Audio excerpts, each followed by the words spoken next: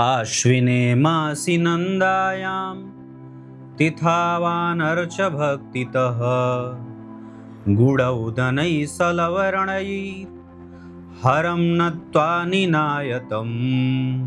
प्रिय दर्शकों नमस्कार, एक बार फिर से उपस्थित हूँ आप सबके सामने। आज सोमवार के कार्यक्रम में आपसे चर्चा करूँगा पुष्कर नवांश पे। बहुत सारे लोग अब गंभीर विषयों की मांग कर रहे हैं। एक दर्शक हैं जो अष्टक वर्ग के बारे में कहते हैं, एक दर्शिका है जो D20 चार्ट के बारे में पूछ रही थी, और एक दर्शक हैं जो पुष्कर नवांश के बारे में कुछ पूछ रहे थे। तो आप लोगों के सामने मैंने ऐसे एक सारणी बनाई है और बहुत ही पुष्कर नवांश को सिंपल तरीके से समझने की कोशिश करेंगे। ये बात ध्यान रखने वाली होगी कि पुष्कर नवांश की स्थिति में गया हुआ कोई भी ग्रह जातक के लिए कई बार, हमेशा तो नहीं पर कई बार अच्छा परिणाम करते देखा गया है। सामान्यतया ये सिद्धांत बहुत बाद का है, इस वजह से कई बार हमने इस पे कार्यक्रम नहीं बनाया है, पर अब आप लोग पूछ रहे थे इस वजह से इस विषय को लाना पड़ा। शुरू करते हैं आज का कार्यक्रम। कहीं नहीं जाना है, बिल्कुल बन के रहिएगा। लाइव होता हूँ मैं शनिवार को रात्रि 8:15 पे, जहाँ बिना किसी दक्षिणा से आपकी कुंडली का अध्ययन करता हूँ। पूरे 1 घंटे का लाइव होता है, वो जरूर जुड़िएगा उस कार्यक्रम से। शुरू करते हैं। और पहले जो मैंने श्लोक पढ़ा है वो शिवपुराण का है, जिसका अर्थ कार्यक्रम के अंतिम हिस्से में बताऊंगा। सारणी बड़ी छोटी और गुंफित है। आचार्यवर ये लिखते हैं कि लग्न चक्र में नवांश का अर्थ होता है पूरे 30 अंश को आपने 9 से भाग कर दिया, तो 3 डिग्री 20 मिनट का एक नवांश बनेगा। 3 डिग्री 20 मिनट का, इसका अर्थ है कि अगर आप 30 को 9 से डिवीज़न करेंगे तो 3 डिग्री 20 मिनट पहला, उसके बाद उसमें 3 20 जोड़िए तो 6:40 हो जाएगा। फिर उस 6:40 में 3 डिग्री 20 मिनट जोड़ेंगे तो 10 मिल जाएगा। उसके बाद उसमें 3 डिग्री 20 जोड़ेंगे तो 13:20 होगा। 10 डिग्री में 3 डिग्री 20 मिनट जोड़ेंगे तो 13:20 हो जाएगा। उसमें जब 3 और 20 जोड़ेंगे 3 डिग्री 20 मिनट तो 16:40 मिलेगा। उस 16 डिग्री 40 कला में जब 3 डिग्री 20 मिनट जोड़ेंगे तो 20 मिल जाएगा। फिर उस 20 डिग्री में 3 डिग्री 20 मिनट जोड़ेंगे तो 23:20 मिलेगा। फिर उसमें 3 20 और जोड़ेंगे तो 26:40 मिलेगा। उस 26 डिग्री 40 मिनट में जब 3 डिग्री 20 मिनट और जोड़ेंगे तो पूरा 30 डिग्री मिल जाएगा। इसका अर्थ है कि नवांश ऐसे निकाला जाता है। आप 3 डिग्री 20 मिनट, अब इसमें यह देख लीजिए कि ग्रह कौन से नवांश में, ग्रह कितने अंश पे बैठा है। 6 डिग्री पे बैठा है, 10 डिग्री पे बैठा है, 26 डिग्री पे बैठा है ना। ये बात है, पर ये बात नवांश की है। पर मैं ये एक ऐसे सामान्य आपसे बात कर रहा हूं। मूलतया हमारी चर्चा पुष्कर नवांश में है। नवांश से ही पुष्कर नवांश निकला। जो जिस तरह से 3 डिग्री 20 मिनट पे नवांश का निर्धारण होता है, नवांश निकाला जाता है, उसी तरीके से पुष्कर नवांश भी वैसे ही निकाला जाता है। बस अंतर इतना है कि हम इसको बहुत अगर संक्षिप्त स्वर में कहेंगे तो कहेंगे कि अगर कोई भी ग्रह, बहुत ध्यान से समझिए, मुझे देखिए, इधर उधर नहीं देखिए, बहुत ही छोटा है पर ये बड़ा सिद्धांत अच्छा है, आपको याद कर लेना होगा। ये अग्नि तत्व की राशि है, ये पृथ्वी तत्व की राशि है, ये है वायु तत्व की राशि, और ये है जल तत्व की राशि। मतलब 1 2 3 4 5 6 7 8 9 10 11 12।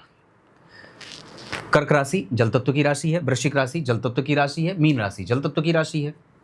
3 7 11 आकाश तत्व वायु तत्व की राशि है। 3 7 और 11 मिथुन राशि, तुला राशि, और 11 नंबर वायु प्रकृति की राशि है। 2 वृष राशि स्थिर राशि है, मतलब भूमि तत्व है, पृथ्वी तत्व। 6 कन्या राशि पृथ्वी तत्व की राशि है। 10 स्थिर राशि है, यहाँ भी आपको पृथ्वी तत्व की बात हो जाएगी। 1 अग्नि तत्व की राशि मेष राशि, सिंह राशि अग्नि तत्व की, और धनु राशि भी अग्नि तत्व की राशि है। ये तो आप जानते हैं। इसका कैटेगराइजेशन आप ऐसे कर लीजिए, अग्नि पृथ्वी वायु जल, अग्नि पृथ्वी वायु जल, ऐसे। अब हमें ये देखना है सिर्फ कि हम इसके लिए आपको 2 वर्ग चार्ट लेना होगा, एक लग्न और एक नवांश।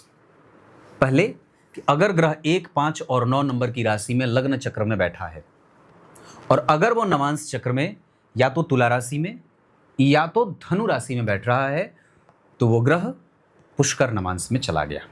बहुत सिंपल है। अगर मैं इसको चाहता तो और बड़ा और थोड़ा क्लिष्ट बना सकता था, पर मैंने अपनी थोड़ी मेहनत बढ़ा करके आपको ये चार्ट दिखा दिया कि सिंह राशि, मेष राशि और धनु राशि में अगर ग्रह लग्न वर्ग चार्ट में बैठा हो और अगर वो नवांश चक्र में तुला और धनु राशि में बैठा हो तो वो ग्रह आपकी कुंडली में पुष्कर नवांश में गया भगवान, और वो बहुत ही श्रेष्ठ हो गया। उसी तरीके से वृष राशि, कन्या राशि और मकर राशि में बैठा ग्रह लग्न चक्र में, नवांश चक्र में मीन और वृष राशि में बैठ रहा हो तो वो ग्रह पुष्कर नवांश में गया हुआ माना जाता है। ठीक यही बात मिथुन राशि, तुला राशि और कुंभ राशि में कोई भी ग्रह अगर लग्न चार्ट में बैठा है और नवांश चक्र में अगर वो मीन और वृष राशि में यहां भी बैठ रहा है तो ये ग्रह भी पुष्कर नवांश में गया हुआ माना जाता है, और ऐसी अवस्था ग्रह को संपूर्ण फल देने वाली बना देती है। सामान्य बात है, अगर ग्रह कर्क, वृश्चिक और मीन राशि में बैठा है और नवांश चक्र में अगर वो कर्क और कन्या अर्थात उसे नवांश में जाकर के बैठा है, कर्क राशि के नवांश में और कन्या राशि के नवांश में, तो वो ग्रह पुष्कर नवांश में गया हुआ माना जाएगा और वो ग्रह आपके लिए श्रेष्ठ और शुद्ध परिणाम करने वाला होगा। आपको कुछ नहीं देखना है, बस खाली सिंपल यही देख लेना है। याद कर लीजिए 1 5 9 2 6 10 3 7 11 4 8 12, और उसके बाद याद कर लीजिए 7 और 9, 12 और 2, ये दोनों 12 और 2 सेम रहेंगे। अंतिम में 4 और 6 याद रखना है। सिंपल आप देख लीजिए, और ग्रह पुष्कर नवांश में है। ग्रह आपसे कोई पूछता है कि पंडित जी कैसी जाएगी दशा, तो आप सिंपल कह दीजिए कि हाँ अच्छी जाएगी। पुष्कर नवांश में गया ग्रह लगभग अच्छा परिणाम करता है। हाँ, सामान्य बात है कि कई बार इस पे ज्योतिष शास्त्र में बहुत सारी चर्चा भी होती है और बहुत सारी इस पे ढोंग ढकोसले भी बनाए गए हैं, लेकिन अब इसके कुछ नेगेटिव पक्ष में बता दूं, बाल की खाल खींचना। अगर ग्रह पुष्कर नवांश में गया है तो कोई जरूरी नहीं है कि वो संपूर्णतया अच्छा ही फल करेगा। बहुत सारी चीजें यहां पर भी निर्भर करती हैं, कभी बाद में बताऊंगा। लेकिन फिलहाल हम ये बात जरूर जान लें कि अगर ग्रह पुष्कर नवांश में गया है तो यथेष्ट फल करने की तरफ उन्मुख हो रहा है, मतलब वो कुछ अच्छा परिणाम जरूर दे जाएगा। संपूर्णतया तो नहीं, वर्गोत्तम में अगर हो जाए ना, जैसे मान लीजिए एक उदाहरण देता हूं, लग्न कुंडली में कोई ग्रह कर्क राशि में बैठा है, नवांश कुंडली में भी अगर वो कर्क राशि में बैठ गया तो जैसे वो पुष्कर नवांश में गया वैसे ही वो सेम स्व नवांश में गया है। लग्न कुंडली में अगर कोई ग्रह जहां जिस राशि में बैठा, नवांश चक्र में भी अगर वो उसी राशि में बैठ रहा है, इसका अर्थ होगा क्या कि वो ग्रह अपने नवांश में गया है। वर्गोत्तमो तत् स्वनवांश कास्तु, कहा ना शास्त्र में, ग्रह वर्गोत्तम हो या अपने नवांश में जाए तो वो श्रेष्ठ परिणाम करने वाला होता है। वैसे ही पुष्कर नवांश में गया ग्रह जातक के पक्ष में काम करता है और उत्कृष्ट परिणाम करने वाला भी हो जाता है। ये छोटी सी बात थी। आगे मैं अष्टक वर्ग पे भी कार्यक्रम जल्दी ही लाने वाला हूं, है ना, क्योंकि कई बार होता है ना कि वीडियो के व्यूज भी देखने होते हैं। बहुत गंभीर विषय पे बना देंगे तो वीडियो के व्यूज कई बार नीचे चले आते हैं, इस वजह से आप लोगों को इंतजार करना पड़ता है। अन्यथा अगर मेरा मन करे तो मैं तो लाइव नहीं चला दूं, पर वहां भी वीडियो के व्यूज नीचे गिरने लगते हैं। इस वजह से इस विषय का चयन थोड़ी सावधानी से या रुक रुक करके करना होता है। आइए अब कार्यक्रम के आरंभ में मैंने जो श्लोक पढ़ा था उसका अर्थ बता दूं। लिखा है, देवी मैया जो दक्ष प्रजापति के घर में जन्म ली हैं, अवतार ली हैं, उन्होंने भगवान शिव की तपस्या के लिए अपनी माता से और पिता से आज्ञा मांगी। और पूजा कैसे किया, तो पूजा करते हैं आश्विन माह के प्रत्येक तिथि को, मतलब प्रतिपदा, षष्ठी और एकादशी, एक और मैं उसमें 5 जोड़ दिया तो षष्ठी तिथि मिल गई, उसमें 5 जोड़ दिया तो एकादशी मिल गई। ये नंदा तिथि की श्रेणी में इनको रखा गया है। इस दिन देवी मैया पूजा करती हैं गुड़ से। देवी मैया शिव जी की पूजा कर रही है गुड़ से और चावल से। और इस तरीके से उस माह को भोजन, इस तरीके से देवी मैया शिव जी की पूजा करती हैं उनको प्रसन्न करने के लिए। गुड़, इसका अर्थ क्या है कि आश्विन माह में नंदा तिथि को शिव जी को गुड़ और भात अर्पित करना चाहिए, उससे भगवान प्रसन्न होते हैं। तब तक के लिए बहुत बहुत नमस्कार।